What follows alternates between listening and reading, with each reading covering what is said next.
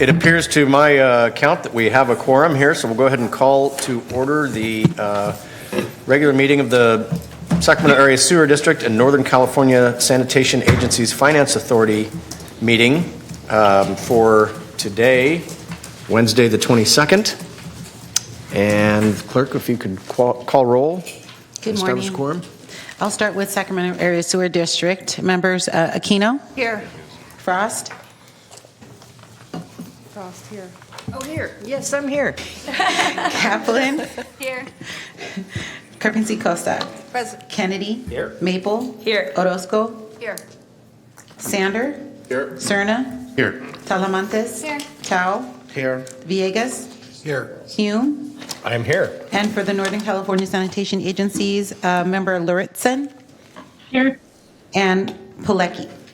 Here. And then we do have Member Carpinci Costa and Hume who are here. So you have a quorum for both hearing bodies. Okay, so we have 3 items to take, and I believe, are these just for the Northern California Sanitation District, the first 3 items? They're for both. They're for both, okay. SacSewer and the Northern California Sanitation District. All right, but first we will start with the pledge. If you would join Vice Chair Karpinski Costa, please. Please join me in saluting the flag.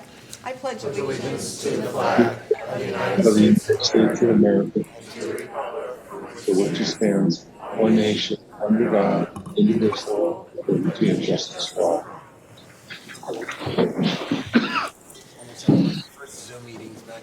That's right, yeah. Unison is not our strong point. If the clerk would please read the statement and public comment procedures. This meeting of the Sacramento Area Sewer District is being broadcast live on Metro Cable 14, the local government affairs channel, on the Comcast Consolidated Communications and AT&T UVerse cable system. This meeting is closed captioned and live streamed at metro14live.saccounty.gov. Today's meeting will replay Sunday, May 26th at 9 a.m. on Channel 14. This meeting can also be viewed at youtube.com/Metro Cable 14. In accordance with Government Code 54952.3, compensation for meeting of these legislative bodies is required to be verbally disclosed. The amount of $100 will be paid for each member participating today as a member of the Sacramento Area Sewer District. Compensation for Sacramento County Supervisors and City of Sacramento Council members is paid to the county and city respectively to partially offset the cost of those governments. Compensation for other board members is delivered to the individuals. To make an in-person public comment, please complete a speaker request form and hand it to the clerk. The chairperson will call your name when it's your turn to make a comment. You may send written comments by email to boardclerk@saccounty.gov. Your comment will be routed to the board and filed in the record, and that concludes the clerk's statement. Very good, thank you. In that case, we will move right on to the item number 1. Item number 1, you're acting as the Sacramento Area Sewer District and Northern California Sanitation Agency's Financing Authority. Adopt the Sacramento Area Sewer District and Northern California Sanitation Agency Financing Authority fiscal year 2024-25 final budgets. Good morning, Chair and board members. Christoph Dobson, District Engineer. We had the budget workshop last meeting. It was on May 8th and had a presentation and opportunity for you to ask questions.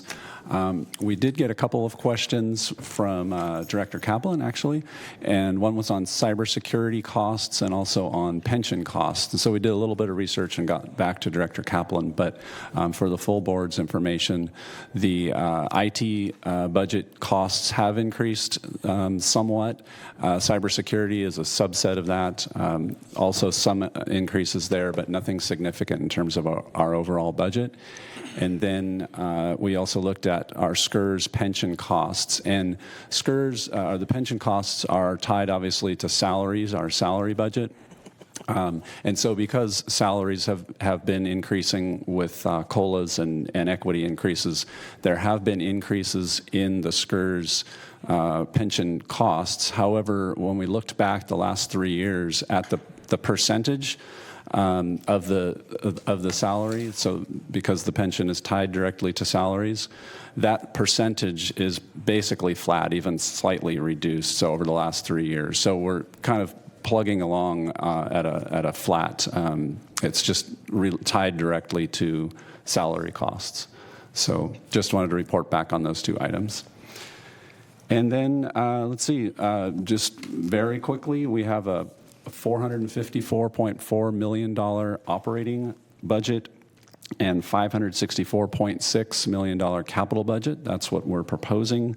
There weren't any significant changes from the workshop, so at this point, we're just requesting approval of the fiscal year 24-25 budget. Okay, very good. Do we have any questions for Christoph here on the dais? Seeing none, how about for our friends participating remotely? Any questions? No questions. Okay. In that case, do we have any public comments on this item? I did not receive any speaker requests. Is there anybody in the audience wishing to speak? Okay, we'll close public comment. And now we need a vote. This is only for SacSewer members first. Is that just a voice vote? Motion to approve. Thank you. Motion from Kaplan Second, Frost. and a second from Frost, who is here. All those in favor say aye. Aye. Any opposed? Okay. And now we need I guess, a motion and from the Finance Authority members. I'll motion. All right, I have a motion from Karpinski Costa. Second. Are you on the Financing Authority? No, sir. Oh, well, I tried. You tried. Second. I don't think you're on it either. No. I'll go ahead and second for I want to the be. the ease of confusion here. Just kidding. And now, because we do have a hybrid, we do need a voice vote, or a roll call vote, rather? I need to take a roll call vote. Okay. Thank you.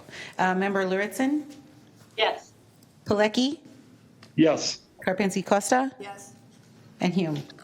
Aye. And the motion carries by unanimous vote for both hearing bodies. Okay, we got through item number 1, now on to item number 2. Item number 2, you're acting as the sewer district and the financing authority, and this is to authorize issuance of one or more series of refunding bonds to pay for the refunding of the 2014 A bonds, 2012 A bonds, 2013 B bonds, 2013 C bonds, and 2013 D bonds, and termination of the 2012 A and 2013 B swap. Good job, clerk.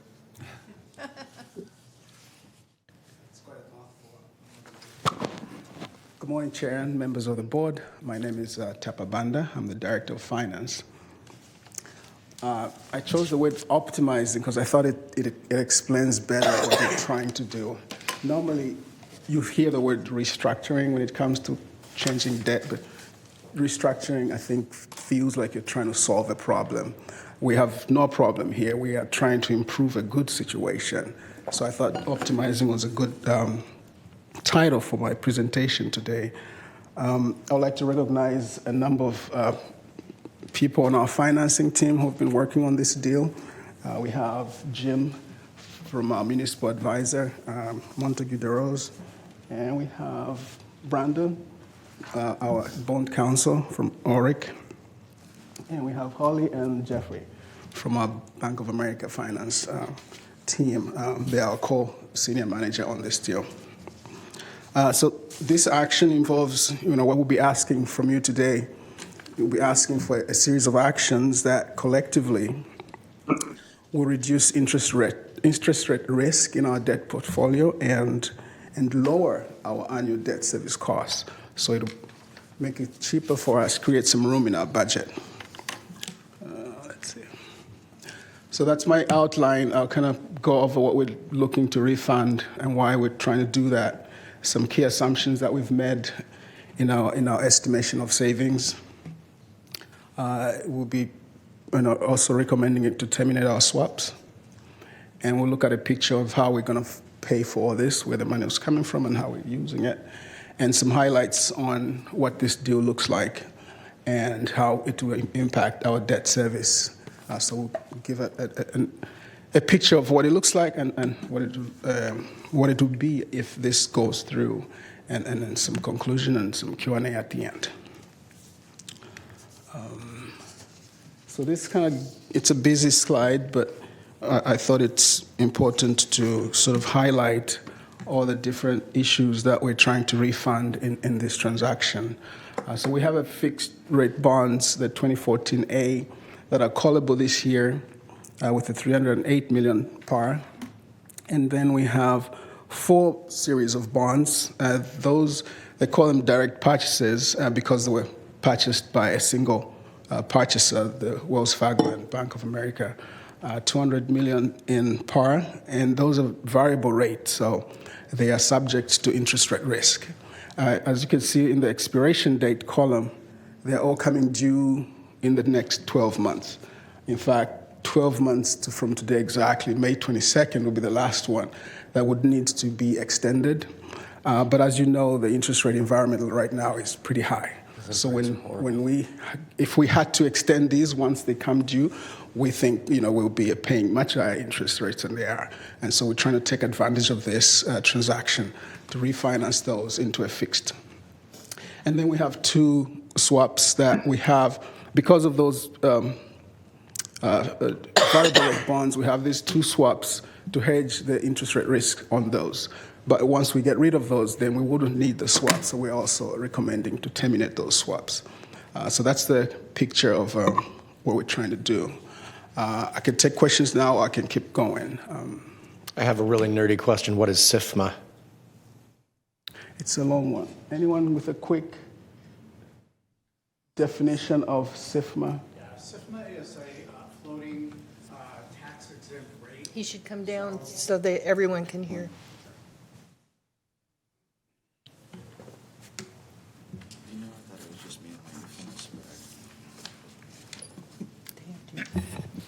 Mr. Chair, members of the board, I'm Jim Bemis, a principal with Montague DeRose and Associates. We've been the MA for regional sand before SacSewer for about 15 years. Anyway, SIFMA is a index which is tracks the variable rate interest on tax-exempt bonds. So what LIBOR was to the taxable market, and now it's SOFR. SIFMA is to the tax-exempt market. Gotcha. Thank you. Any other questions at this point? Any questions online? Okay, please proceed. Please proceed. Thank you.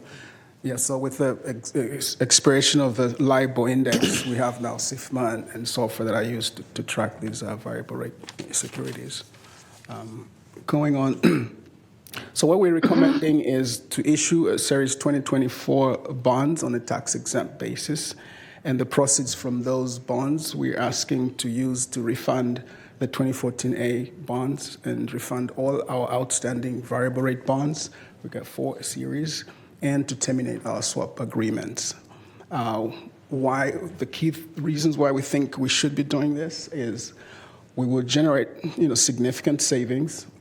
Net present value of those savings, we're estimating at $68.7 million. Annually, it comes out to about $5 million less in debt service that we'll be paying. And of course, once we refund the variable rate bonds, we will be taking out the risk to changing interest rates. And variable interest rates are a player in our variable rate bonds and our swap agreements. So with taking those out, we will be removing interest rate risk. And on the swaps, we have a counterparty, BNP Paribas, and we don't know what might happen to them. And whatever happens to them, as long as we're in an agreement with them, would affect us. But if we terminate those, that's the counterparty risk that we'll be eliminating. And then, of course, we will simplify our debt management activities. Right now, we have to report continuously on our swaps. We have to track them. And there's all those payments that we have to make to maintain those swap agreements, as well as the variable rates. As you saw, the next 12 months, all 4 will be terminating. We would have to go through the process of either renewing each one of them. So with this, we will be taking out and pretty much simplifying what we have to do to manage our debt. And I think it's very timely given all the things we're taking on as we're transitioning from the county. Bless you. And it will create a more levelized debt service structure. So we'll have a very steady debt structure that will be more predictable. And so in rate planning and all that, it makes it easy for us to know what to expect down the road. So for those reasons, we were asking for these actions to be taken. So we do make some assumptions in estimating those net present value savings or annual debt savings. And they're mostly to do on the variable rate. So the assumption that had to be made was if we don't refund this variable rate debt, what interest rates are we likely to be paying when we renew them versus what interest rate we'll be paying when we have our fixed rate bonds instead. So that difference in interest rate. So those were the interest rate assumptions we have on what we think our variable rates would be if we maintain those variable rate bonds around between 3 and 4.5%, 3.5 and 4.5%. And for the hedged one, we ran with an average of 4.25%, and we think those are very reasonable given the interest rate environment now. And we don't think there'll be much change in the interest rates that these would be too off. But there's that chance. But we feel pretty confident in these assumptions driving our results. And so we were also asking to terminate the swap agreements. This will require us to make a termination payment to BNP because of the way the interest rates are. We're the ones paying BNP because the fixed rate interest in the swap agreement is higher than the variable rate. So we're paying them. So to terminate, there will be a termination payment. As of April 30th, 2024, our estimate on that was $8 million. The actual amount will be determined when we do that. And I believe will be after we price the bonds and close, then we'll be making that payment. And so that will be based on the prevailing rates at that time. We don't think there'll be much movement in the market, but we are asking for an authorization up to $15 million in case that number goes up. Right now, we think a more reasonable estimate is probably around $9 million. So the authorization to 15 is really just us being conservative and making sure we have enough authority to deal with any fluctuations in the market. And so this kind of gives the full picture of where we're getting the money from and where it's going. So the Series 2024 bonds would be issued at a par amount of $433.5 million at a premium of almost $70 million. So that will bring in that much. And the variable rate bonds that we're terminating have accrued some interest up to this point, interest that would normally pay anyway, even if we were not doing a transaction. And so we would have to pay about 6.7 accrued interest on those bonds. And what we think would be our swap termination payment of 9.4 coming out of our district cash reserves. This would be unreserved cash, so we wouldn't be drawing down on any reserves to fund these payments.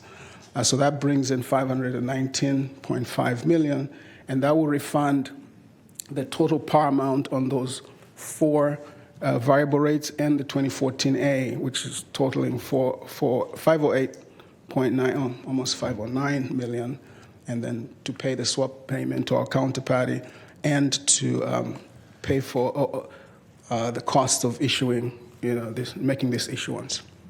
So that's the kind of picture on the sources and uses on this deal. So in all, we would have that much debt outstanding, 433, but it's replacing a much higher par amount. So we're lowering our debt portfolio here, and the savings I touched on earlier, which works out to about 13.5%. And we're getting this debt at a true interest cost of 3.26, which is really good currently. And so we estimate that our debt service, which currently is around $132 million every year, would go down to about $127. That's about a $5 million reduction in our annual cost, which would give us room to absorb other costs without needing to adjust rates. And we think that's the biggest selling point on what we're trying to do here. Can I ask a question real quick, Tepa? Yes. On that savings figure that you showed in that slide and in the previous slide, right, does that factor the termination payment, or is that the savings and then the termination payment would come out of that? So, I mean, we would still have a net savings, but it wouldn't be quite that large. Jim, did we factor? I know we went back and forth on this, so I'm going to defer to him. Yes, that PV savings includes the cost of the swap termination. So it's that's all- net. Yes, it's net. Excellent. Okay, great. Thank you. It's even better. Even better. Right. Thanks, Jim. So this is how it would look. So the line represents what our debt service levels are now.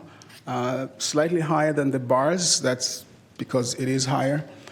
And then we have those dips in 2036 and 2041, and then it goes up. If we kept our variable rate bonds, they would be paying off then, so we'd have those another jump there. The bars represent what the structure would be after this refinancing. As you can see, the bars are below the line, so that's the $5 million about that we're saving. And by filling in that dip in 2036 and going a little bit higher, we accelerate the repayment of this debt, and so we're able to free up a lot of capacity, from 2041 going forward. If we get there and the district needs to raise any debt for some major capital projects, that's a lot of room we're freeing up for that. So that's what we are trying to achieve with this. And obviously, then the peaks and valleys of the existing debt service line are anticipating when interest rates would drop, and we wouldn't be able to take advantage of that because we're now going to a fixed rate? No, the peaks and valleys, that's right now, that's as it stands. So the series that we have outstanding, some of them, there's not a lot of repayment required in those years, so they dip. And then in some years, we have higher series being repaid, and so it goes up again. So this chart has nothing to do then with the interest rate of the bonds? No. This is okay. just showing the dollars that we have to pay every year to service our outstanding debt. So in those years, because of how the bonds were structured, there would be lower payments, but then it jumps back up. Gotcha. Yeah. Okay. Any questions? So to wrap it up, I'm just going to rehash what we are hoping to achieve here to refund the 2014 and generate some considerable savings, eliminate variable rate risk in our portfolio, eliminate counterparty risk when we terminate the swaps, simplify our debt management activities by replacing 4 series of bonds with just one fixed rate tax exempt, and then creating that levelized debt structure that you saw that would hold steady for a long time and kind of give us some assurance in our rate planning over the next several years. So with that's the end of my presentation. Okay. Any other questions for Mr. Banda? No? Excellent presentation. Yeah, Director Sander. You had a slide there that was estimating maximum potential interest rate or repayment rate. I assume that's because part of the portfolio previously had a variable interest rate, and so you had to estimate what could happen. Is that what was reflective in that maximum? Let me see. There's also the risk of the the swap, I suppose, that was probably in there as well. Right. Just give me a second here.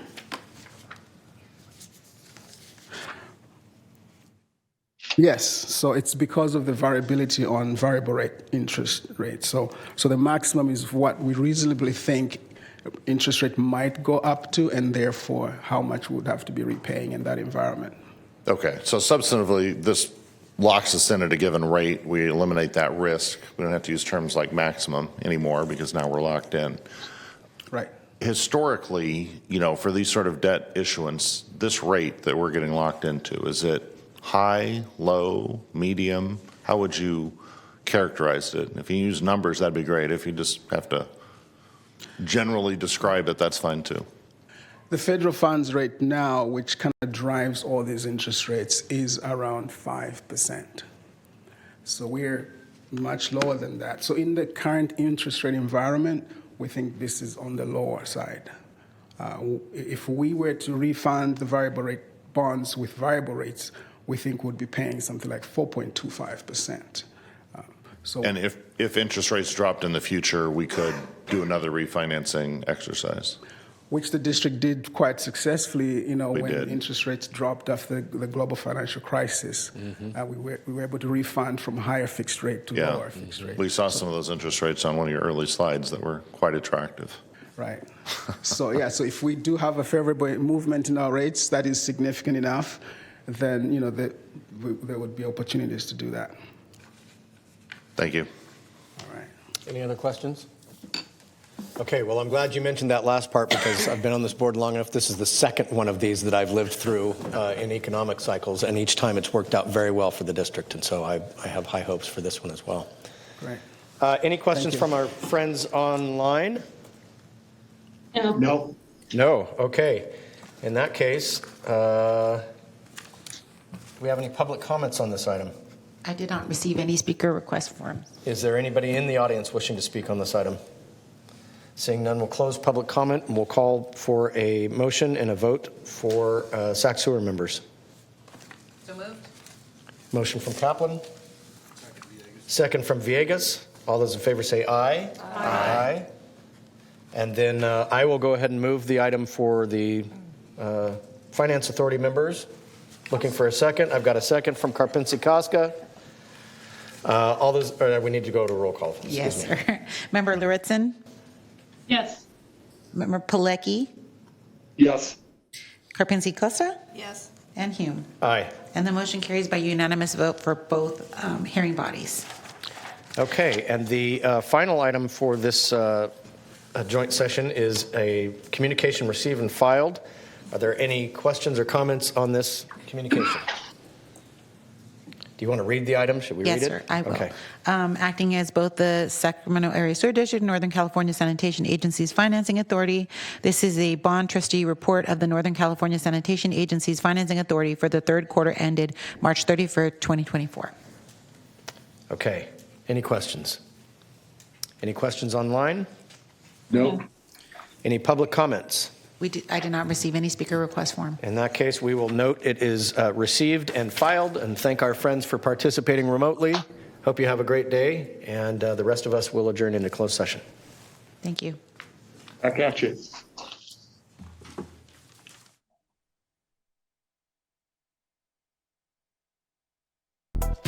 Back from closed session, I'll look to council as whether or not there's anything to report out.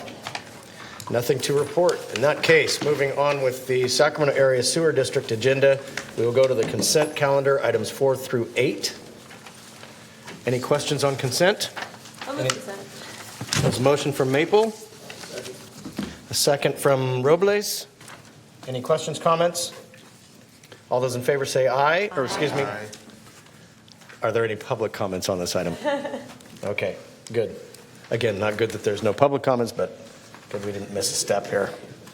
Okay, now, any public comment on items not on the agenda? Seeing nobody, get up. Move on to item 10, miscellaneous director and district engineer matters. Any director comments? How about the district engineer? Got a couple. First of all, next board meeting is June 12th. That'll be the only meeting in June. And then I wanted to touch on something that we haven't spoken a lot about.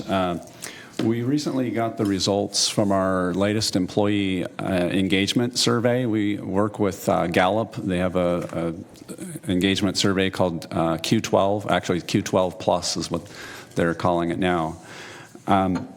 It has a very strong correlation with a whole slew of performance measures, so kind of bottom line measures for how you're doing as an organization. Higher employee engagement equals higher performance. So we have adopted this program. We did our first survey last year, so this is now the second year of the survey. And I'll say that we were a little apprehensive about the results of that survey just because we're going through a lot of change in the organization. Not really sure how we're going to do this second year. So this will be the first time we get to kind of compare against where we were last year. But we actually had, first of all, an improvement in participation from 77% up to 84%. So that's actually a good sign. Even if people are unhappy, if they're willing to jump in and provide basically their feedback, that is a positive thing. So 7% increase there. But more importantly, our engagement overall improved 11% from last year to this year. And that is particularly good given that Gallup tells us that across the country, the U.S. average was a drop of 4% in engagement this past year. So kind of put those two together, it's about a 15% spread. So we're really happy about that. Just wanted to share that with you. But my thinking is that probably sometime this fall, I haven't even talked to Matt yet about this, but I'm thinking we might want to bring back an annual, give you a little better understanding of what we're doing, and then maybe annually just bring back our results. So hopefully you'll hear a little bit about that later. And that's all I He's have. smiling, so it's apparently okay. No. Okay, thank you. Any questions, comments? Hearing none, we stand adjourned. Thank you.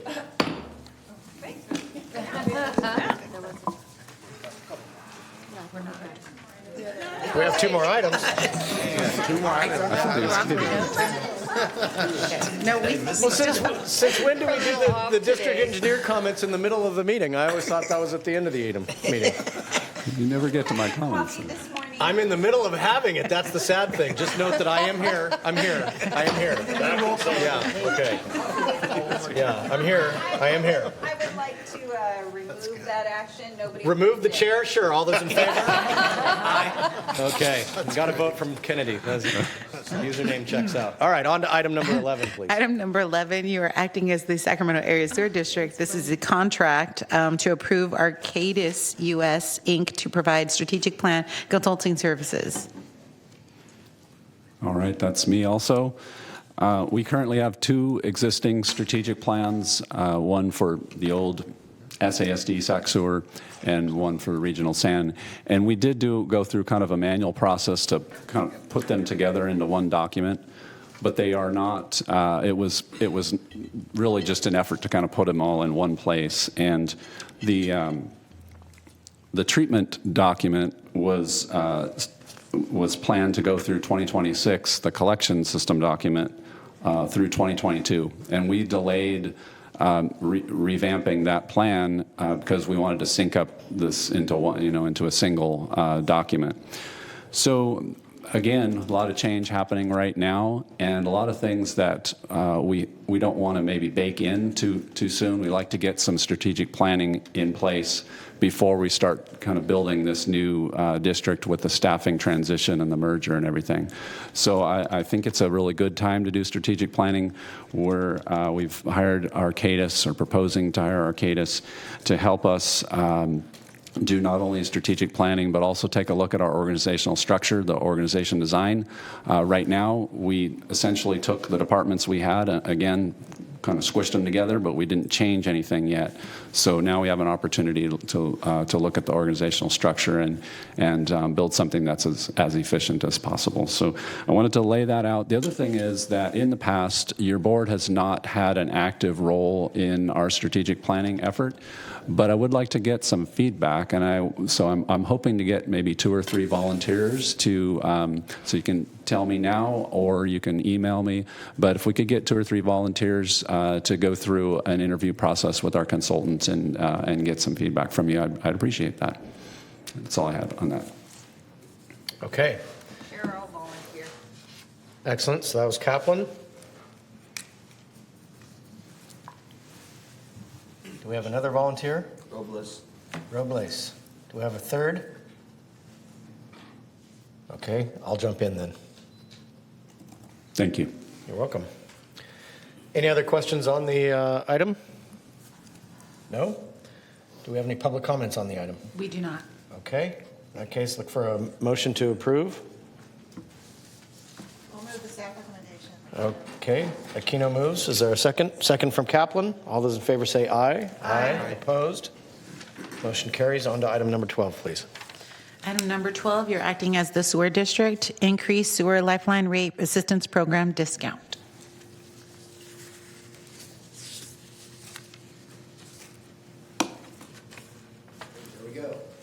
Good morning, Chair, members of the board. Mike Hewitt, Director of Policy and Planning, and I'm here today to talk to you about a recommended increase in our discount for the Sewer Lifeline Rate Assistance Program. I have a brief presentation. I'm going to hit on the background of the Sewer Lifeline Rate Assistance Program, which I'm going to term as it's SLRAP, also known as SILRAP. So I'm going to be saying SILRAP for us of this presentation. We expanded our outreach and are doing things to also, continue expanding our outreach. We have a proposed increase in our discount, and then I'll just wrap it up with what our recommendation is for your board. So back in 1989, the Senior Lifeline Rebate Program was founded, and which was geared towards senior citizens. Fast forward 15 years to 2004. And the program was expanded to for low-income customers across the board. And it was termed at that time the Sewer Lifeline Rate Assistance Program.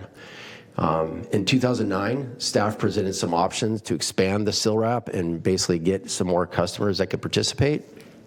And they also increased the discount. So it went from $5 per month, which was $60 a year, to $8.33 a month, which is $100 a year. And they also increased the income eligibility from 200% of the federal poverty guidelines to 225% of the federal poverty guidelines. And then at that time, they also eliminated the income verification, but they established an annual audit. Fast forward a year, and the program participant levels were escalating quite significantly, and there was a tightness with the budget. So the board recommended reducing the income eligibility back to 200% of the federal poverty guidelines, and then reinstated the income verification at the beginning, but also kept the annual audit in place. And then in 2016, your board approved increasing the discount to $150 per year, which is $12.50 a month. And then in 2017, your board actually expanded that program into the collection system side as well. So customers in the collection system and the treatment resource recovery service areas can both qualify for Lifeline for the SILRAP. And it was $25 per year for the collection system side, which is just over $2 a month. Said a lot of numbers, so putting it into a table format for you. As you can see, back in 0405, it was just on the treatment side, $60 per month, and it was just over $600,000 a year in the cost to the district. And as you can see, it's progressed, and the rebate discount amount has gone up, and so has the cost to the district. And then in 17-18, you can see that that's when the collection got added to the puzzle here, and it's about $2.1 million a year. And that's held fairly steady over the years. That's where it's at now.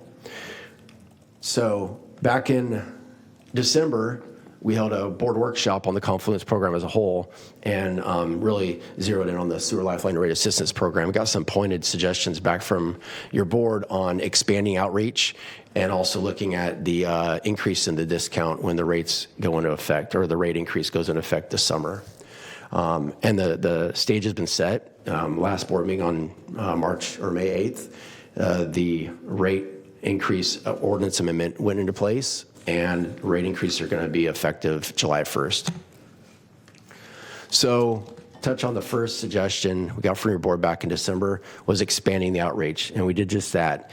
We sent newsletters and bill inserts out to our customers, and we also added the Spanish and Russian version of that, so that was made available to folks. There's definitely a response, a noticeable response to that. We more than doubled our new enrollment this last quarter when in comparison to the first quarter of 2023. In 2023, it was around 200, and this last quarter, it went well above 400. And the other thing we're doing now in parallel is working with SMUD to compare with their database on how, their customers that are enrolled in their low-income program, because they have the same criteria and the same threshold as us to be on our SILRAP program. The only difference with SMUD is that, with the district, we only provide the rebates and discounts to the folks that can show that they pay the bill. So a lot of renters don't pay the bill. A lot of times it's a landlord, so they wouldn't qualify for the discount. So we're going to be comparing. We just, this last week or two, got a formal agreement in place so that we can get that data from SMUD and do that comparison. And then we're going to do a sophisticated, comprehensive outreach to those customers to see who's on their program that does qualify for ours and could get on ours. So the proposed discount increases, what we're suggesting is having the same percentage discount as it is today going forward. So as of July 1st, 2024, folks will get the same percentage discount as they do today. So July 1st, 2024, we're suggesting that the collection systems increases $5 per ESD. So it goes from $25 per ESD to $30 per ESD per year. And then on the treatment side, it would go from $150 per ESD to $165 per ESD. So that's a grand total of if you're in the treatment and resource recovery service area, you'll get $165 per year, which amounts to $13.75 a month. And if you are in the treatment and resource recovery service area and the collection system service area, it'll be $195 per year. So the estimated cost, it's pretty easy to forecast out what that would be with the existing customers.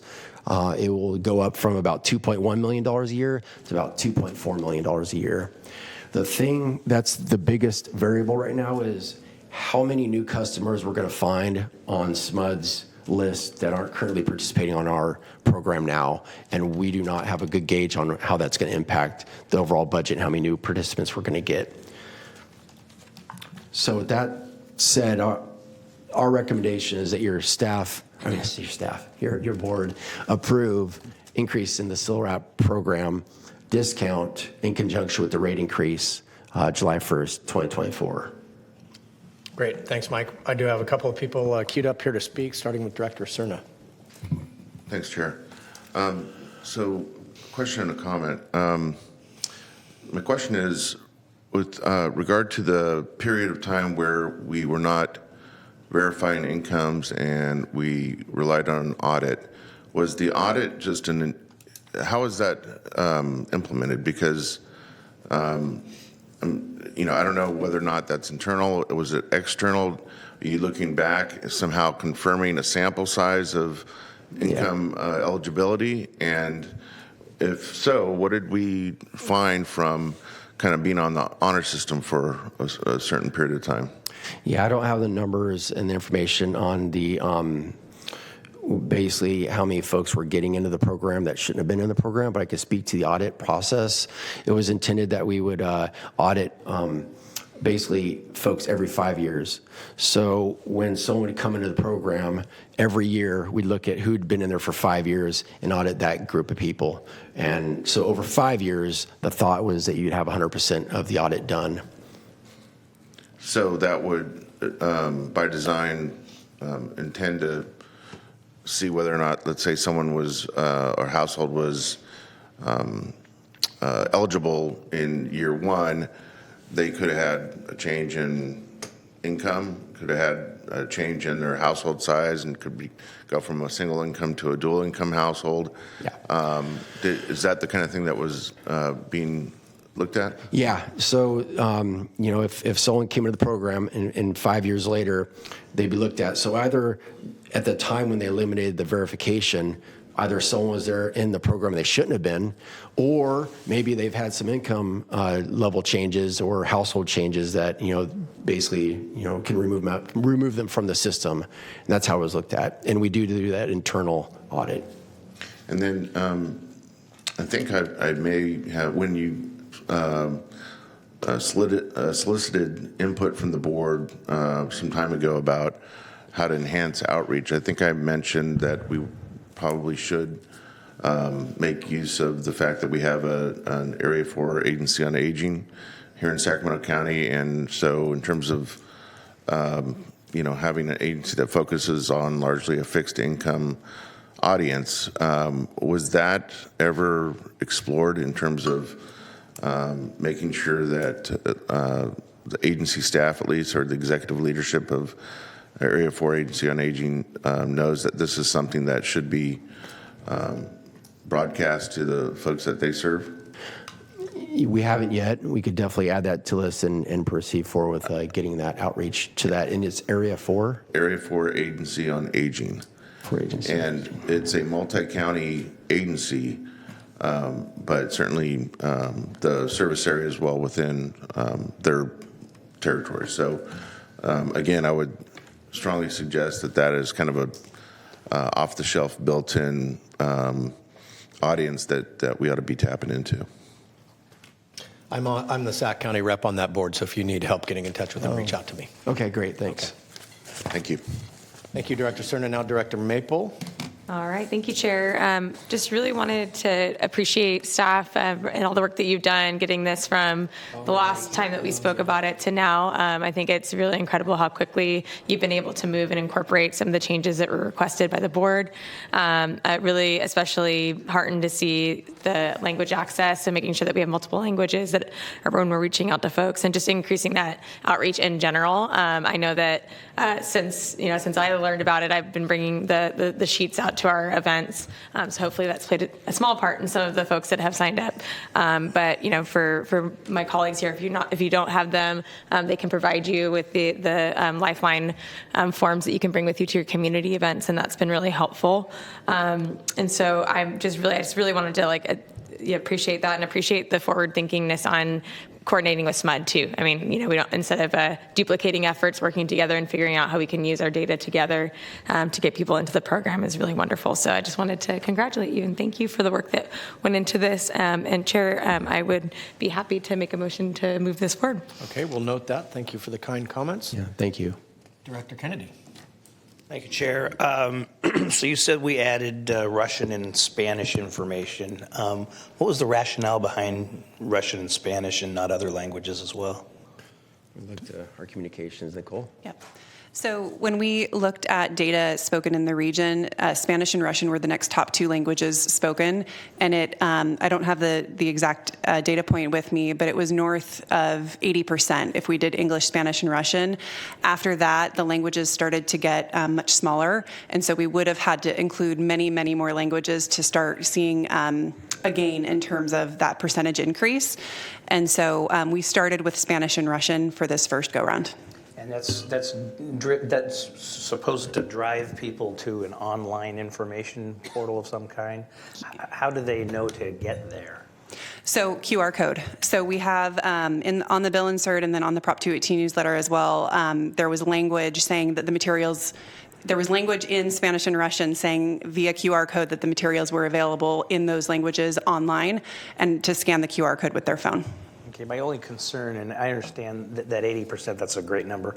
My only concern is that we're asking people who may not have the technological capabilities to do that, we're expecting them to go through a QR code and all of that, and particularly elderly people and so forth, I mean, that can be problematic. So I'm hoping that we can find a way to be a little more inclusive than expecting everybody to be technologically savvy or have the technological capabilities and the technology available to them. In addition, we had a phone number and a website. So folks who are less technically savvy in terms of scanning the QR code were able to get in touch with us in other ways as well. Okay, thank you. Thank you. Director Orozco. Thank you. First off, thank you for the presentation. In the city of West Sacramento, we do have a high population of Spanish and Russian-speaking communities, specifically those that have been overrepresented in the lower income areas of our city who could benefit from this, so I do appreciate the effort. With that stated, we do not have SMUD in our community, and so what I'm looking for is what type of outreach are we going to do in our city through either PG&E or other methods in order to identify by those bill payers who need this information, who might have landlords that, aren't getting them the information. And further, what about mobile home parks? We also have a heavy population and concentration of mobile home parks. And how does that work? We also have lots of senior living facilities where I imagine that there might be a fixed rate. I'm not sure if the discount's actually reaching the folks who actually need it the most necessarily. Yeah, that's the tough situation. So, our requirement that the person paying the bill, receives the discount or the rebate, a lot of times it ends up excluding a lot of times the mobile home parks and some of the senior citizen living situations. What I will say is, as far as reaching out to you don't have SPUD in your area, we can certainly look at PG&E and see if they'd be willing to provide us some information to help close that gap there. I'd appreciate that. I've been following this matter since 2016 when I joined this board, and it's something I think that I've reported very frequently with the city. So I'd really love to make sure that we disseminate the information there. Will do. Thank you. Yep. Thank you. Vice Chair Karpinski-Costa. Is there what's the limiting factor? Is there a certain pot limit? We have a pot limit, so once it reaches that limit, that's it, or? Yeah, right now we have about $3.3 million allocated towards that SILRAP budget. So, I mean, that can, always. And that's non-rate, non-fee That revenue, is right. correct? That's correct. Non-rate, non-fee money, and it's all part of the Confluence program as a whole. Keep in mind that the Confluence program the total budget is significantly larger than that, and your board has directed that the Lifeline, the SILRAP program, is sort of the foundation of that. So it gets funded fully first. So if we were to bump up against that limit, I don't think we will anytime soon, but if we were, actually I have the authority to move funds from the other areas, and we'd probably bring it back to the board anyway, because that would be probably something significant. But we have some options even if we do bump against the limit. Okay. Director Villegas. Real quickly, Mr. Chair, if I could. So is it possible that if we could identify other mechanisms with which to distill the 225% of the federal poverty level and provide that information to you, that could be used rather than waiting for the utility operator to say yes or no? Would that be just as effective? Yeah, if there's a way we can get that information, that'd be great. Okay. All right. Because there may be other ways to do it rather than waiting to see whether or not PG&E is going to do one more thing on top of the other things that they're struggling with. So yeah, and I don't know the chances of us getting that information from PG&E. It definitely took some time from SMUD. They're very cooperative, but that took 5 months for us to get access to the database. And I'm not sure about PG&E. Would be my concern. Yeah. Thank you, Mr. Chair. Okay. I just wanted to comment too that one of our qualifications is if someone is already, say, on receiving assistance from PG&E, they can just bring that bill that shows that they're in PG&E's low-income assistance program, and based on that, we would also approve them. That would be sufficient proof of their income eligibility. So I think that's just also getting the word out that if someone is already receiving that, they do qualify for ours too. Okay, great. Any other questions? No? Are there any public comments on this item? I did not receive any speaker slips. All right, looking for a motion and a second. Second. Oh, that's correct. All right, so we'll note Maple as the motioner and Kennedy is the seconder. All those in favor say aye. Aye. Anyone opposed? Okay, let me check for additional pages. Thank you. We stand adjourned.